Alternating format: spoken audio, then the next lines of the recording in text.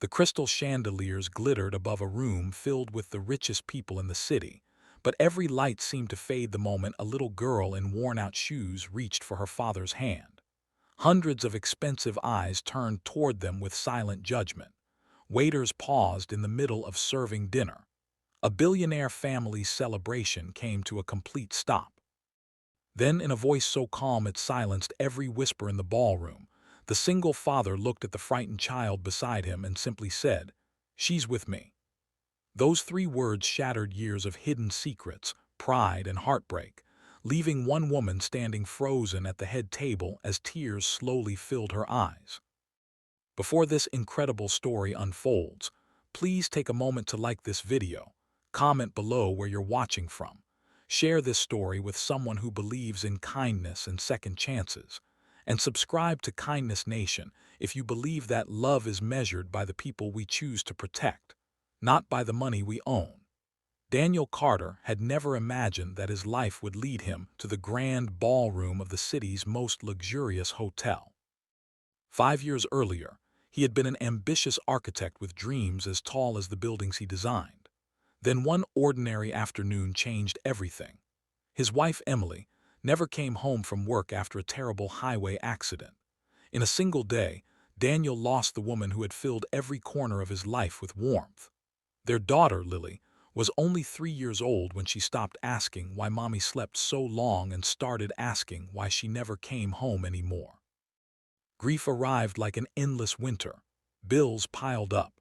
Daniel's projects disappeared because he spent more time comforting his daughter than attending business meetings. Clients wanted reliability. Daniel offered honesty but carried exhaustion in his eyes. Within months, he had sold the family home, moved into a small apartment, and accepted construction jobs that barely covered rent and groceries. Life became a cycle of sacrifice.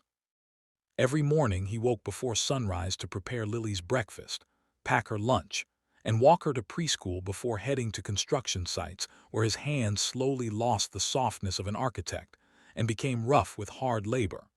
Every evening he returned home covered in dust, yet somehow still found enough energy to read bedtime stories with different voices for every character.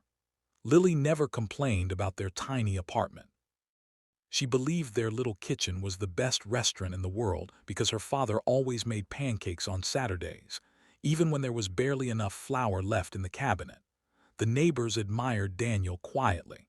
They often saw him repairing broken bicycles for neighborhood children without charging a single dollar. They watched him shovel snow from elderly neighbors' sidewalks before leaving for work. He never called himself generous. He simply believed that if life had taken something precious from him, he should never become the reason someone else lost hope. One rainy afternoon, everything changed again. Daniel had just finished work when he noticed a frightened little girl sitting alone outside a grocery store. She looked no older than 6. Her clothes were clean but soaked from the rain, and her tiny backpack rested beside her as she cried without making a sound. Most people hurried past, assuming someone else would help. Daniel stopped. He knelt beside the child and gently asked if she knew where her parents were. She shook her head. Through broken sentences and tears, she explained that she had become separated from her grandmother during a crowded street festival several hours earlier. Daniel stayed with her until the police arrived. He bought her a warm sandwich, wrapped his own jacket around her shoulders, and patiently reassured her that everything would be all right. Lily, standing beside her father, held the little girl's hand without saying a word. Children often understood comfort better than adults. The police eventually reunited the child with her grateful family, and Daniel thought that would be the end of the story. He was wrong. Standing nearby during the reunion had been an elegant woman whose face appeared frequently on magazine covers. Her name was Victoria Langford, the only daughter and heiress of the Langford family, owners of one of the largest real estate empires in the country. She had witnessed the entire scene from beginning to end without revealing who she was. Unlike many wealthy people surrounded by assistants and security, Victoria had quietly walked through the festival alone that afternoon, hopping for a few ordinary hours away from business meetings and endless expectations. What she saw in Daniel stayed with her. He had helped a stranger without asking for recognition, money, or gratitude. For days she couldn't forget him. Her father, Richard Langford, had spent decades teaching that every relationship was a transaction. Every favor required payment. Every act of kindness carried hidden motives. Yet the exhausted construction worker she had watched in the rain had expected absolutely nothing. Curiosity slowly became admiration. Victoria eventually learned Daniel's name through the police report filed after the missing child was found. She also discovered his professional history and was shocked to learn that he had once been one of the most promising young architects in the city before tragedy forced him to abandon his career. Instead of offering charity, she anonymously arranged for one of her company's contractors to interview Daniel for a project management position. Daniel had no idea who was responsible. He simply attended the interview, answered every question honestly, and earned the job through experience and determination. For the first time in years, hope quietly returned. The salary wasn't extraordinary, but it allowed him to move Lily into a safer apartment closer to a better elementary school. Their lives slowly became less about survival and more about living. Lily flourished. She made friends easily, loved painting colorful skis, and insisted that every stray animal deserved a name. Daniel often smiled watching her because she carried so much of Emily's gentle heart. Even after unimaginable loss, she still believed every person deserved kindness.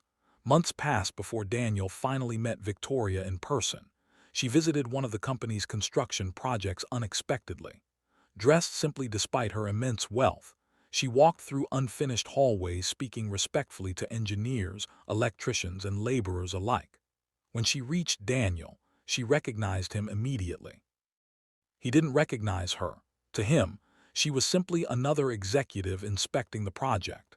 They spoke briefly about construction schedules and building safety. Daniel explained every detail with calm confidence, never realizing he was talking to the woman who had quietly changed the direction of his life. Victoria left that afternoon with even greater respect than before. She admired not only his professional talent but also his quiet dignity. He never complained about his past. He never exaggerated his sacrifices. He simply worked with integrity. As months turned into a year, Daniel earned several promotions. His leadership transformed struggling projects into successful developments. Employees trusted him because he never asked anyone to do work he wouldn't do himself. Victoria watched from a distance. She resisted interfering in his career because she wanted every success he achieved to belong entirely to him. Then came the invitation that neither of them expected. The Langford Foundation announced its annual charity gala, attended by business leaders, celebrities, politicians, and influential families from across the country. Daniel was invited after successfully managing one of the company's largest community housing projects. Employees were encouraged to bring their families. Lily was thrilled. She had never worn a fancy dress before. Daniel borrowed a suit from an old friend because buying one wasn't possible after paying school expenses and rent. Lily's dress came from a second-hand shop, lovingly altered by an elderly neighbor who insisted she looked like a princess. Neither father nor daughter cared that their clothes weren't expensive.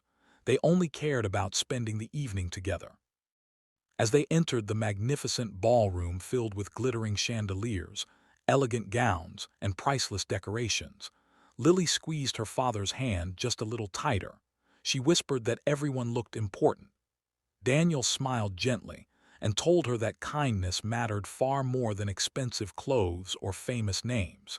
He had no idea those words were about to be tested before the entire city. I'll continue with part 2, where the gala takes a dramatic turn. The billionaire heiress is confronted with a painful secret, and the unforgettable moment behind the title, "She's with me," changes everyone's lives forever.